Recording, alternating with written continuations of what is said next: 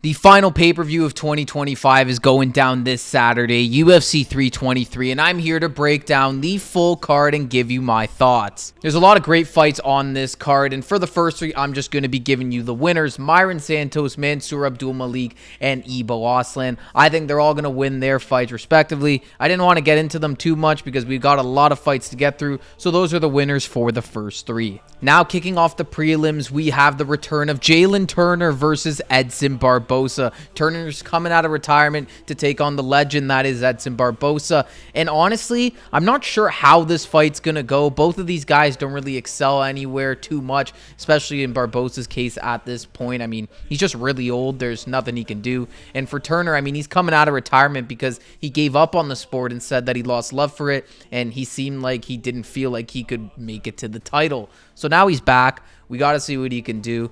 This is a pretty good matchup for him, I think, in Barboza. Barboza's old, so if Turner's got anything left in him, this would be the fight to show it. I'm going to pick Jalen Turner to win here because, honestly, I think he has to, because if you come back and lose, I mean, what's left for you? Moving up the card, we have Marvin Vettori taking on Bruno Ferreira, and Vettori's seen himself fall down the card as his performances have gotten worse and worse over the years. Vettori just can't beat anybody that's like really good, honestly. I mean, it feels harsh to say, but that's the truth. He's fighting Bruno Ferreira here, who has wins recently and has crazy power, which is the big thing here. We have Marvin's chin that seems to not be able to be stopped versus Bruno Ferreira's power.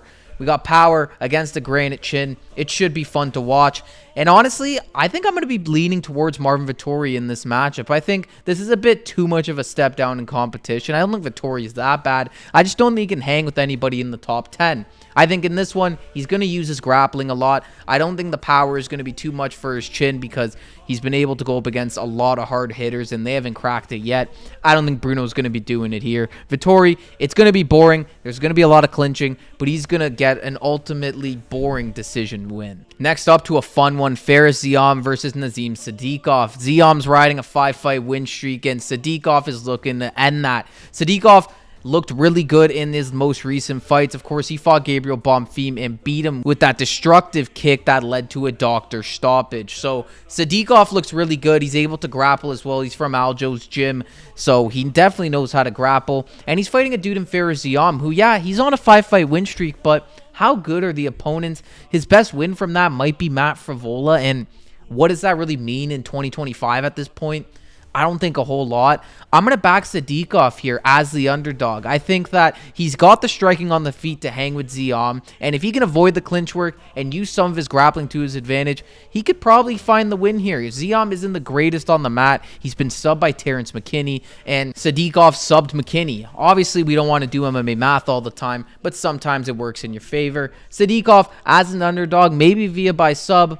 That'll be my pick. Moving up the card now, Macy Barber versus Karine Silva. Hopefully the breast implants don't bug Macy too much this time, and I don't think they will. She'll probably get a boring win here. It's going to be a decision victory like most female MMA fights are, and yeah. That's all I really got to say about this one. Now on to Terrence McKinney versus Chris Duncan. I don't know how the hell McKinney got this fight, but he did. And he is going to get smashed, I think, in my opinion. Chris Duncan, he's fought some tough dudes recently, and he's put together some nice performances. This seems like a step back in the competition he's been facing as of late, so I think he's definitely going to get the win here. McKinney is a first-round merchant. He's either going to finish you or he's going to get finished. And in Duncan's case, I don't think he's going to be able to finish Duncan. I think Duncan's too strong on the feet and on the ground. He's too well-rounded, and he's not going to let himself get clipped by something stupid early on. Duncan will win this fight, probably by sub at some point, because you never see T-Rec fights go to the scorecard. So I'm going to pick Duncan to win by sub, but I could also see a decision. Now onto a fun one at 155. Grant Dawson is taking on Manuel Torres. And honestly, I'm going to be backing Manuel Torres here to get the job done via KO. Listen, Grant Dawson, we know what he's about. He's a tremendous wrestler. Very, very good. But his striking is subpar. And if you're getting knocked out by Bobby Green, then I'm scared as to what Manuel Torres is going to do to you. Now on to the main card. Kicking us off is a fun one at 205. We have Jan Blachowicz taking on Bogdan Guskov. Jan Blachowicz, I mean, he's 0-3 in his last 3. It's not a great look, but take a look at the dudes he's been fighting. Carlos Solberg, Alex Pereira, Magomed Ankalaev. These are the best of the best in the division, so I don't really fault him too much there. Then you have Bogdan Guskov on the other side, who hasn't racked up the best of names at 205, but he's knocking everybody out. He's dropping bodies everywhere he goes, and has the biggest fight of his career against Jan here. This could be a tricky one for Blachowicz because he's getting older and older. We don't know how much longer he's going to be around for straight up, and this could be his last fight. I mean, who knows? But I just don't know if Guskov's the guy that's going to do it. I can't see a guy like Bogdan Guskov being the one to finish Jan Blachowicz. He's scary. He's got power, but he doesn't have the technical ability to hang with Jan Blachowicz for 15 minutes. So that's why I'm going to be backing the vet in Jan to pick up the win here. I don't know if he's going to grab a finish. He might, but I think decision is probably the safest pick. Moving up the main card now, we have Henry Cejudo taking on Payton Talbot. And guys, honestly, I was picking Cejudo every time somebody asked me. I was in so much belief that Cejudo was going to win this fight. And then I heard him start talking about retirement this weekend. When you start talking about retirement, it never ends well for you. I don't think I've seen anybody win basically talking about retirement on a fight week. So I don't think it's going to happen for Cejudo here. I think when I look at this fight stylistically, I'm like, dude, Cejudo should maul Payton Talbot. We saw Talbot get exposed versus Barcelos. And yeah, in his last fight versus Lima, his grappling got better. But this is Henry Cejudo. This is a gold medal wrestler. He should go in there and absolutely dominate him. But Cejudo does weird shit once he gets in there. I think he gets in his own head and he tries to think a little bit too much. And if he decides to stay on the feet with Talbot, he's probably going to get his ass knocked out. I weirdly just see now Payton Talbot finding a KO at some point. I think Cejudo, again, you can't have one foot out the door in this sport because it means you are distracted. I think Cejudo, he's focused on other stuff, focused on his podcast and things like that.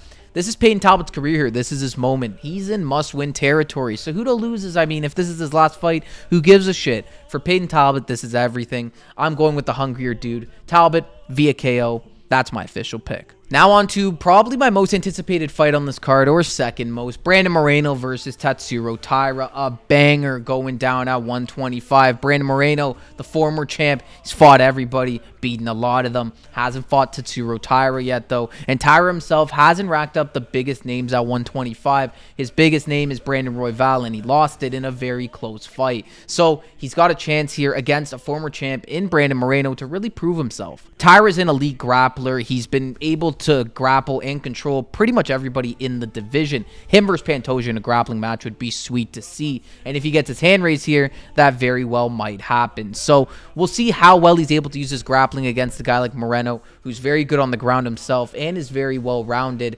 It's not going to be an easy fight for Taira. He's going to have to dig deep in this fight. Brandon Moreno is the dog. He's not going to be put away easily, and he's not going to just let you lay on him. So Tatsuro Taira better be ready to bring a fight here because this is going to be the toughest fight of his career. Moreno's in a tough spot right now. I mean, he can't really fight for a title. He's lost to Pantoja 20 times. So he really is just fighting these dudes for the sake of it at this point, and he's just beating them all. So I don't see why he can't do it here against Taira either. Listen, Taira is a grappling phenom. I'm sure the UFC wants to see Taira win this fight so they can have a fresh matchup for the champ, but I don't know if he's going to do it. I think his striking has had to have come a long way for him to be able to hang with Moreno in the striking and on the mat. I think that Moreno's just way too well-rounded for him. He's going to be able to have his way on the feet in the boxing, and if it goes to the grappling, I'm just not going to be that worried, especially in a 3-round fight. Brandon Moreno, I think, is going to edge this one out on the judges' scorecards in a competitive fight,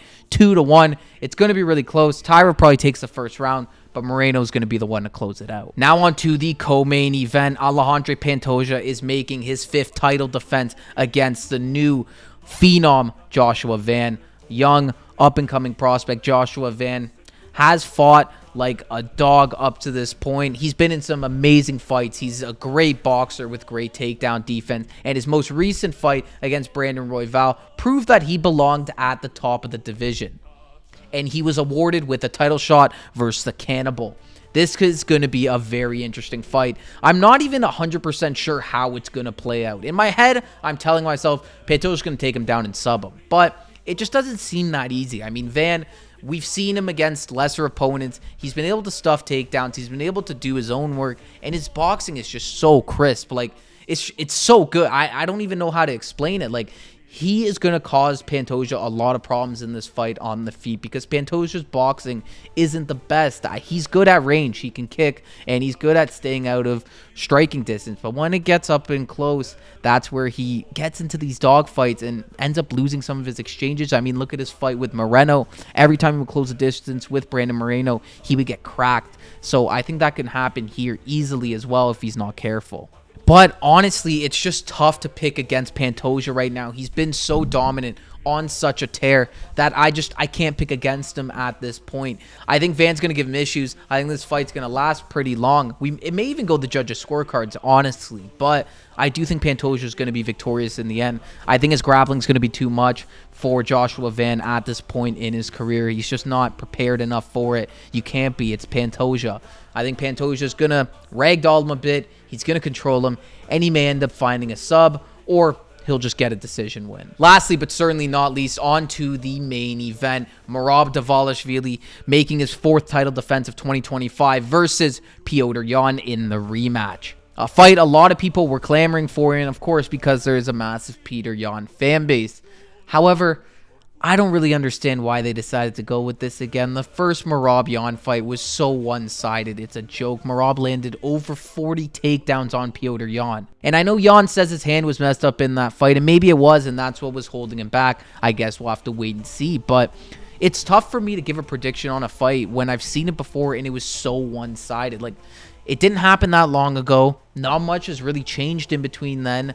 Like, yeah, Yan's racked up some wins against Song Yadong and Marcus McGee, but I mean, like, how much has really changed in this time? I'm just not convinced that Petr Yan has gotten that much better in order to beat a guy like Merab. Yeah, Merab says he's hunting for finishes more, and that's honestly the only way I see him losing this fight, if he really tries to hunt and Petr is just able to clip him. But if he just sticks to his normal game plan, like, I really don't see any world Yan wins. Merab via unanimous decision once again. We saw it a little while ago. I think we see the same outcome. Nobody can beat Merab. It's going to take someone super special, and definitely not somebody that he's beaten before. Well, there you guys have it. Those are my picks for UFC 323. Thank you all for watching this video. If you enjoyed, consider liking and subscribing. Helps me out a ton. Also, take a look at some of the other UFC 323 content I have on the channel. Been talking about a lot of fights this week, so be on the lookout for those. Thank you all for watching this video once again. I'll catch you all in the next one.